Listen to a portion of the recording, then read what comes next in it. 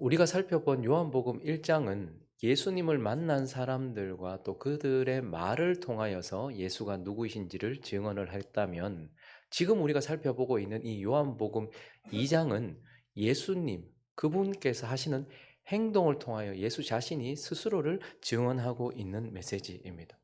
오늘 본문은 예루살렘으로 올라가신 예수님께서 성전에 들어가셨고 그 성전을 보셨고, 그리고 그 성전을 깨끗하게 하시는 장면으로 이 예수님의 행동을 통하여서 하나님이 우리에게 주시는 교훈이 있습니다. 두 가지로 나눠서 살펴보려고 합니다. 오늘 예루살렘에 올라가신 예수께서 성전에 들어가셨고 그 성전을 깨끗하게 하신 이 행동을 통하여 하나님께서 우리에게 주시는 첫 번째 교훈은, 예수님은 성전을 일으키시는 분이다라는 것입니다.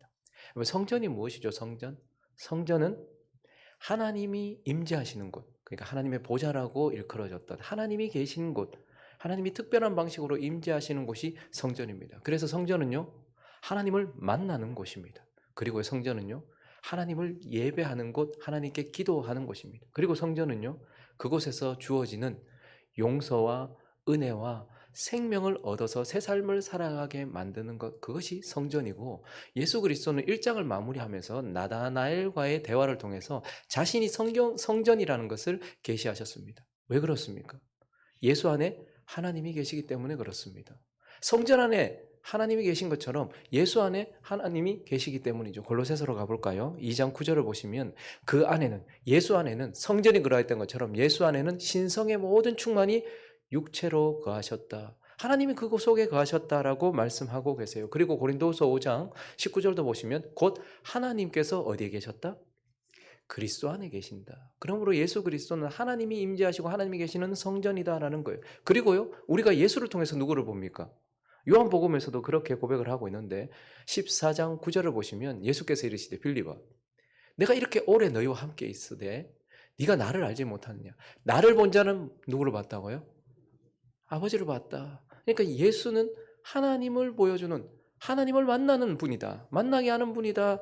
예수 안에서 우리는 하나님을 만나게 된다라는 것이죠. 그리고요, 우리는 우리 스스로 하나님을 섬기고 예배하는 것이 아니라 예수의 이름으로 하나님께 나아가고요, 예수의 이름으로 하나님께 기도하고요, 예수의 이름으로 그분이 주신 영을 힘입어서 그분을 예배하는 거예요. 우린 예수 안에서 그분을 예배합니다. 그리고요, 우리는 예수를 통하여 용서를 얻고요, 구원받을 때도 그렇고 구원받고 난 이후에 우리의 삶 속에서 예수를 통해서 은혜를 얻고 용서를 얻고 또 예수를 통해서 날마다 생명을 얻는, 그래서 예수는 성전이시다라는 거예요. 그런데 오늘 본문은요, 예수가 성전이라는 말씀을 뛰어넘는 말씀을 우리에게 들려주고 있습니다. 오늘 19절을 보시면 예수께서 대답하여 이르시되, 나는 성전이다 이렇게 말씀하시지 않고 너희가 이 성전을 헐어라. 그리고 뭐라고 말씀하십니까? 사흘 동안에 내가 일으킬 것이다 라고 말씀하시면서 예수 그리스도는 성전을 일으키시는 분이다 이렇게 말씀하고 있어요. 저기서 일으키다라는 에게로라는 단어는 세우다, 다시 세우다, 혹은 부활시키다, 다시 살리다라는 의미를 가지고 있습니다. 그러니까 예수께서 뭐라고 말씀하신 것이냐 하면, 자기 자신에 대해서도 말씀하시면서 예수는 다시 성전을 일으키시는 분이다. 다시 살리는 분이다. 다시 성전으로 세우는 자다. 자기 자신을 성전으로 세우는 자다. 자기 자신을 다시 성전으로 세우는 자다. 이렇게 선포하시고, 동시에 예수는요, 자기 자신만 성전으로 일으키시는 분이 아니라 자신을 믿는 자들을 성전으로 세우는 자다. 자신을 믿는 자들을 성전으로 만드는 자다. 자신을 믿는 자들에게 그렇게 하시는 자다. 이렇게 말씀하고 있습니다. 그래서 고린도전서 3장 16절, 우리가 잘 아는 말씀인 것처럼 너희는 예수를 믿는 자, 예수 그리스도로 구원을 얻은 자, 저와 여러분은 하나님의 성전이다. 그리고 하나님의 성령이 안에 계신다라고 말씀하시면서 예수 그리스도는 우리를 성전으로, 예수 믿는 자를 성전으로 세우시는 자다.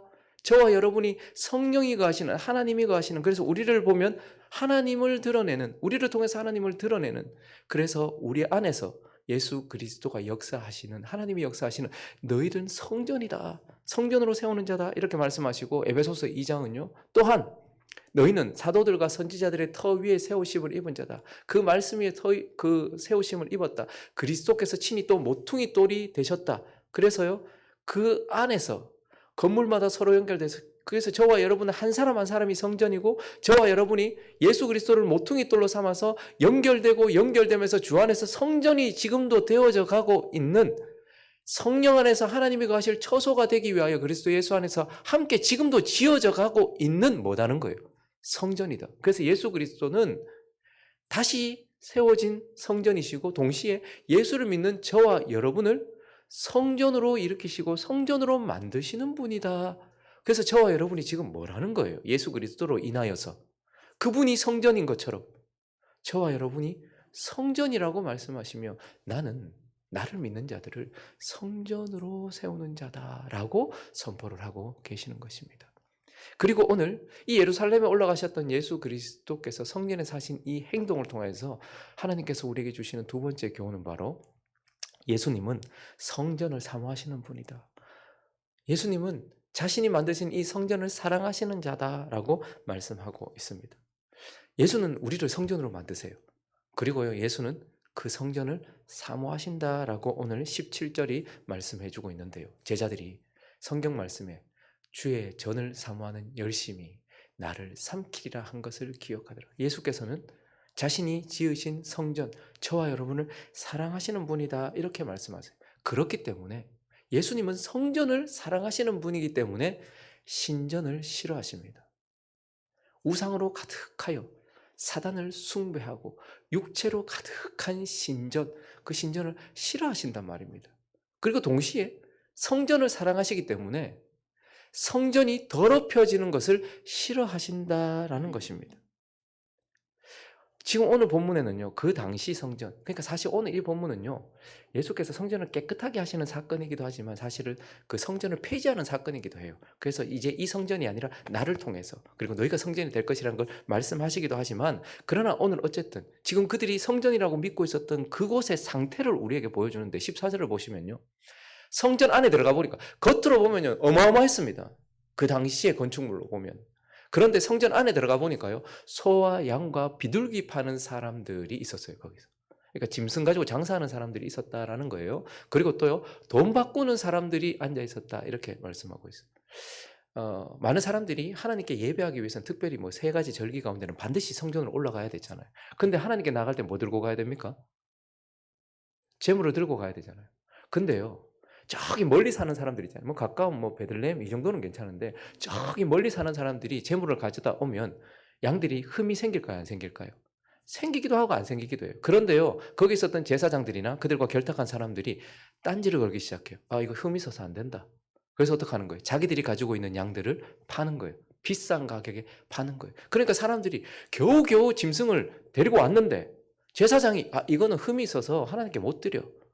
그래서 어떻게 하는 거예요? 새로 사야 되는 거예요. 그러니까 대부분 어떻게 하는 거예요? 전부 다 돈을 가지고 와서 짐승을 거기서 사는 거예요. 그리고 나서 하나님께 예배하는 거예요. 그러니까 엄청난 폭리를 취하고 있었다라는 거예요. 제사장들과 거기 있었던 사람들이.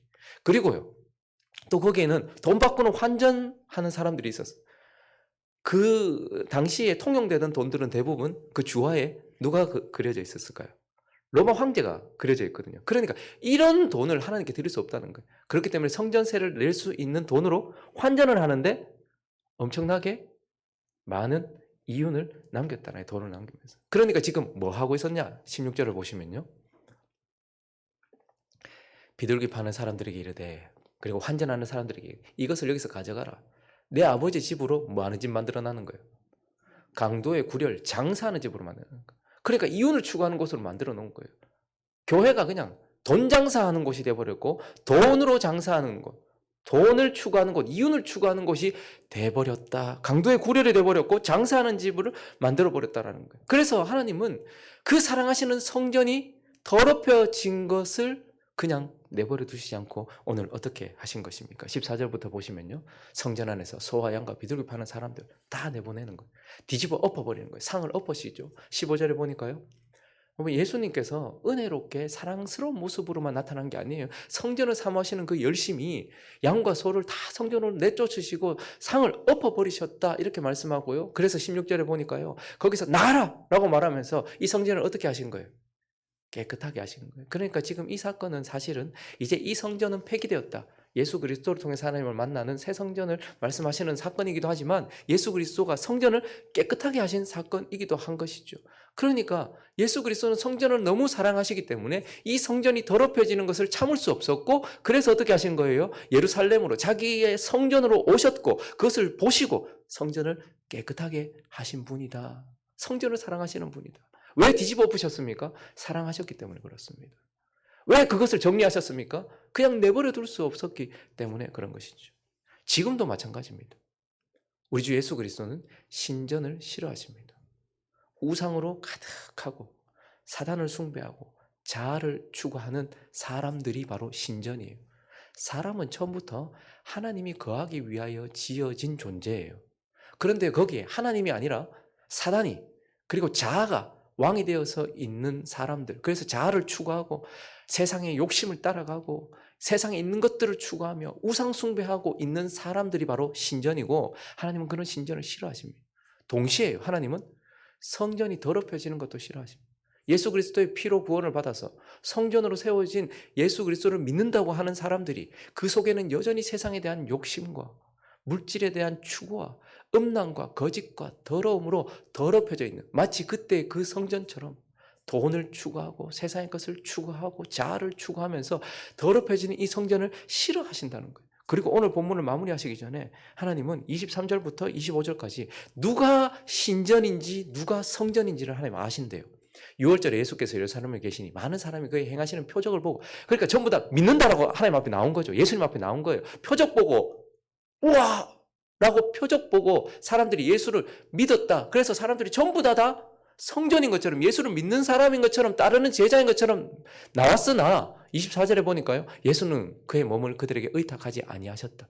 왜냐하면 친히 모든 사람들을 아신다라고 말씀하세요.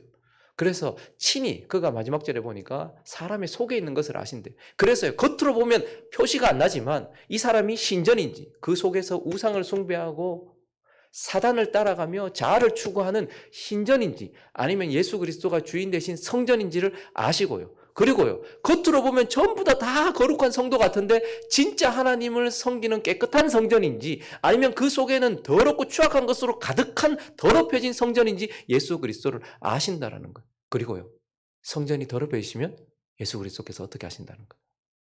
구약의 마지막 말라기 2장 3장 1절부터 보시면 만군의 여호와가 이르노라, 보라 내가 내 사자를 보내리니 그가 내 앞에서 길을 준비할 것이요 또 너희가 구하는 바 주가 예수 그리스도가 갑자기 그의 어디에 성전에 임하시리니 곧 너희가 사모하는 바 언약의 사자가 임하실 것이라. 그가 임하시는 날을 누가 능히 당하며 그가 나타나시는 때에 누가 능히 서리요. 그는 금을 연단하는 자의 불과 표백하는 자의 잿물과 같을 것이라.